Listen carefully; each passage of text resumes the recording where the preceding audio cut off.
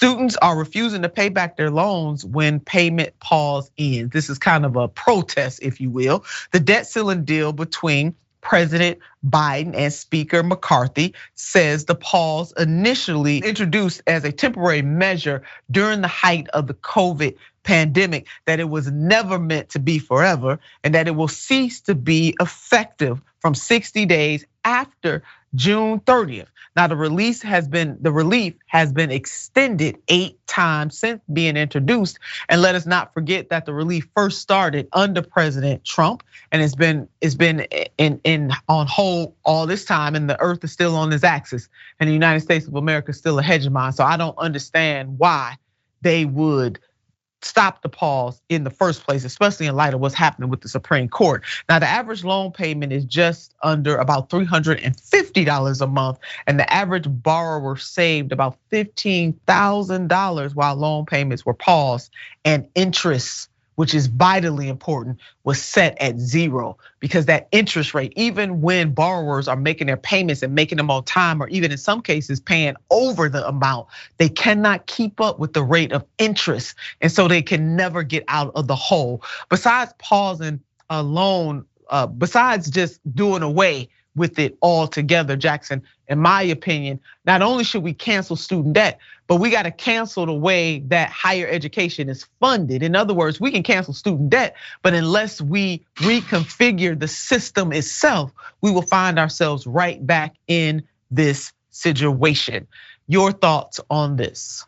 Yeah, well, 100%. If we get rid of the debt but don't change the not only expensive but rising expenses and how much it costs, then we're just gonna end up right back in the same boat that we're in now.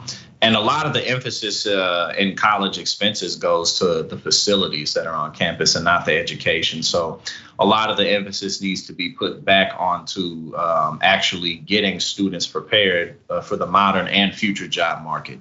There's just so many issues there, but just specifically focusing on the student debt issue, I think it'll be interesting to see what happens moving forward, especially if the court slaps down the Biden cancellation, which I think it's very reasonable, more reasonable to assume that they will do that than they won't, given their track record recently. I'd be surprised if they kept it in place. But if they do slap it down, it'll be interesting to see. I think there will be a lot of people who just don't pay. I think obviously there's still going to be a ton who do, because it's easier said than done to take a hit on your credit score depending on what you may have at stake. The mortgage may be at stake, your child, whatever. There could be so many things on the table, but I do think that there's going to be a lot of people who just say, nope, we ain't gonna pay. And it'll be hard to really do something about all of those millions of people. Yeah. But I mean, if your credit's already bad and you don't own a home anyway, you ain't got no kids, you know what I'm saying? Like, you might as well take a stand and not pay.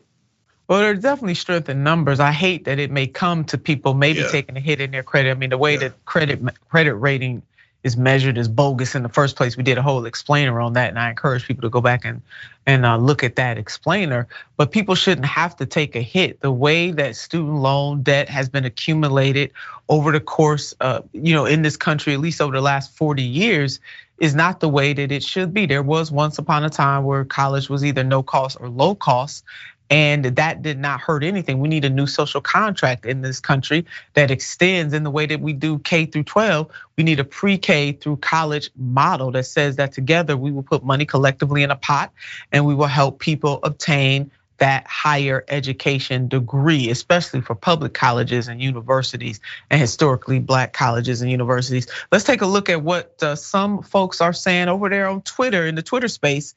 We have a bog twatter, we could all just refuse to pay our student loans, LOL. If there were mass collective action, they wouldn't be able to do basically, no, well, that's what he said, not basically, that's exactly what he said. And that's to your point that you were making as well, Jackson. The next Twitter person, BD, says if millions and millions of borrowers do this, it could work. If only a few thousand do it, it will fail. and the government will effortlessly declare them in default and garnish their wages. So again, very right on that point. There is strength in numbers on this. And I want to shout out the Debt Collective and other organizations that have been standing in the ready, pushing people and helping people come together to combat this travesty known as student debt. The next person, Carrie Lynn D. Reinhardt, tweets, people should just refuse en masse to pay their student loans back when payment resumes this summer. What will happen? Tank your credit scores so no one can afford a new home? Ever? Question mark. Oh, gee, how horrible. No repayment without equal financial burden across the country. And in our next, Medicare for All, Democrats need to earn my vote. Says for many, it isn't refusing, it's basically an inability. You can't squeeze blood from a stone. With rising inflation and stagnant wages, we're much worse off than we were before the pause. Before you wag your finger at me, my wife is 40 and her interest alone